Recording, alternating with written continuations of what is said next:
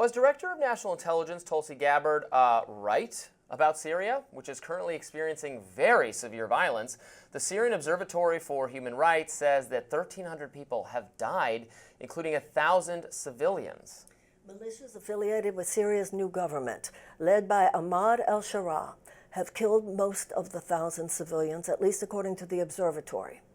The United Nations said yesterday that sectarianism was appearing to be driving the unrest and civilian killings. The country has been undergoing a civil war for 14 years. Why all of this violence now, you ask? Well, of course, in December, rebel forces overthrew the country's 13-year leader, Bashar al-Assad. Now, in the past, critics have smeared Gabbard as an Assad apologist and sympathizer throughout her career.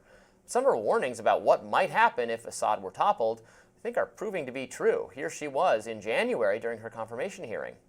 I shed no tears for the fall of the Assad regime, but today we have an Islamist extremist who is now in charge of Syria, as I said, who danced on the streets to celebrate the 9/11 attack, who ruled over Idlib with an Islamist extremist governance, and who has already begun to persecute and kill and arrest religious minorities like Christians in Syria. I understand. Why that should be acceptable to anyone is beyond me. It shouldn't is be. certainly And not I in our understand, interests. Greek Foreign Minister Georgios Geropetris told Fox News Digital that Europe and the U.S. need to be cautious of this new regime. Unless the new government includes religious minorities in governance, then the international community will have to keep the sanctions. It's also a clip from Trump in 2015 talking about the Syrian conflict. Here he was. The problem is the other side of Assad. We have no idea who they are. They probably are ISIS. I'm saying, are we better off with Assad? We have no idea who these people are. We give them weapons, we give them ammunition, we give them everything. Aaron, we have no idea who. I mean, maybe it's worse than Assad. So what are we doing? Why are we involved? Now the Kurdish-led Syrian Democratic Forces, which the United States does back, they came to an agreement with the new government this week. That deal would integrate all civil and military institutions into the new Syria. Secretary of State Marco Rubio welcomed that deal, said the U.S. supports a credible, non-sectarian government. I wanted to discuss this, Marianne, because, people like Tulsi and others, get smeared as being in league with or apologizing for, a dictator like Assad. No, Assad, very bad man. No, just like she said, no one is shedding tears. The violence and murder that he was responsible for is terrible. But how many times do we have to learn the lesson that we get involved, we contribute to to regime change in one of these Middle Eastern countries, and the outcome ends up being worse? That's exactly what we discovered in Iraq, in Libya, where ISIS was, marching through the streets afterwards, terrorists that want to kill Americans, that inspire attacks against Americans within our own country. ISIS has the power to do that, not, Assad or Gaddafi or Hussein. I'm under no, illusions about these individuals, but we have to be clear-eyed about what is within the realm of possibility and the violence we are seeing. Marianne, we spoke to an expert on Syria on Monday, Niall and I did, who has family there, describing scenes of absolute horror of family members hiding in their villages, hiding in the mountains, hiding behind bushes as these violent terrorist militias come through, kill all the men, steal all their things, and move on to the next town. This is horrifying. Everything that Tulsi said there was absolutely correct. And the scenes of horror, people being killed in churches, machetes, beheadings, it's all absolutely disgusting. Now let's remember, Assad was also known for violence against his own people. So I think the criticism of Tulsi was that she was treating him with respect, almost like he was some good guy. It was a bad guy versus bad people. And there's, to some extent, what the president was saying there as well. At the same time, I don't think it's correct to compare this to something like Libya. This was not an actual declared regime change. This is just, the Syrian people are brilliant people.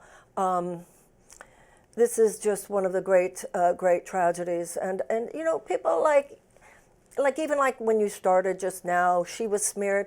I think there's some things we just need to talk about in the sense of what are we going to do? What can we do as Americans? Not every conversation has to be contextualized, even for the sake of good TV. Not every conversation needs to be contextualized as in, well, you guys, especially since the past is the past. And I just hope, I think Tulsi has it right.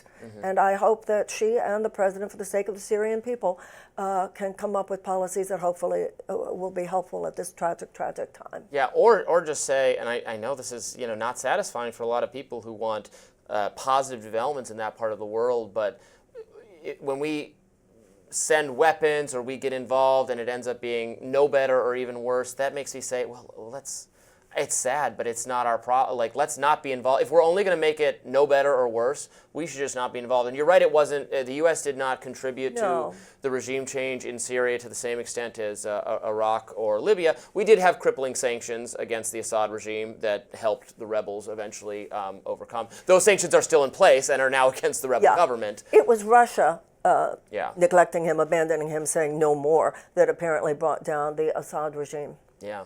It's really terrible, and obviously there are all these different ethnic, religious groups that are part of Syria, and look, and they might have to make deals with the government in order to protect their own people, have some kind of representation. It's going to be messy. I hope they do that.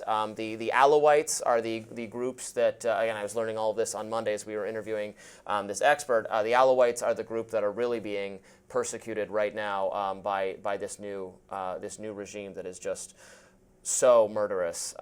So it is truly horrifying, and will lead to further destabilization because people fleeing the conflict for the last decade from Syria entering Europe has helped inspire this significant backlash we're seeing in Europe, mirroring our own backlash in the U.S. against mass immigration.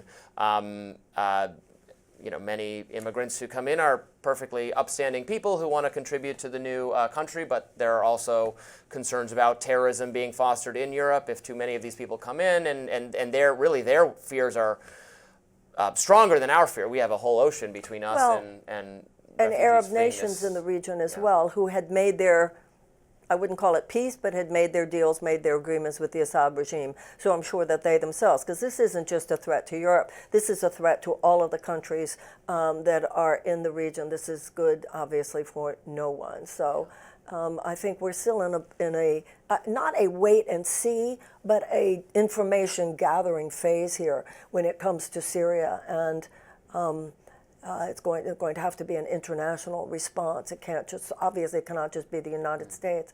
But I think that there are many ways in which I think that we see this throughout the Middle East. We see it with Israel, we see it with Gaza.